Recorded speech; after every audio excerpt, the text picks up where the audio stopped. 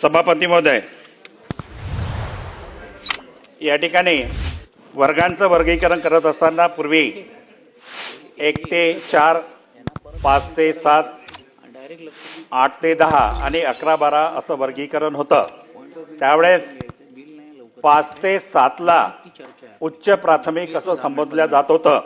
त्यावेळेस 14/11/2079च्या शासन निर्णयानुसार 5 ते 7ला 1/4 शिक्षक दिल्या जात होते पदवीधर।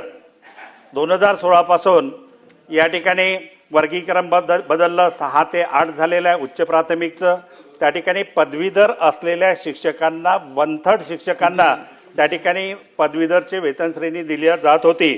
परंतु नुकताच आज या ठिकाणी कोर्टाचा निर्णय झालेला आहे गणेश आसेकर आणि इतरांच्या बाबतीमध्ये, आणि त्या शासन निर्णयामध्ये 6 ते 8ला शिकवणाऱ्या पदवीधर सर्व शिक्षकांना पदवीधरची वेतन श्रेणी द्यावी अशी हायकोर्टानं निर्णय दिलेला आहे।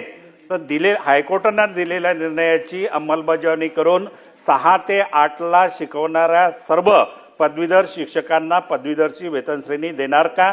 त्याच्यामध्ये स्थानिक स्वराज्य संस्था आणि खाजगी अनुदानित संस्थांना ते सुद्धा लागू करणार का? या वेतन श्रेणीच्या संदर्भामध्ये जो काही आर्थिक बाब त्या ठिकाणी निर्माण होणार आहे आणि जो काही माननीय न्यायालयाने त्या ठिकाणी न्यायनिवाडा केलेला आहे, या संदर्भामध्ये विधी व न्याय विभागाला आणि वित्त विभागाला या संदर्भातली नस्ती त्या ठिकाणी सादर केलेली आहे आणि त्यांच्या अभिप्रायानुसार त्या ठिकाणी उचित कारवाई केली जाईल।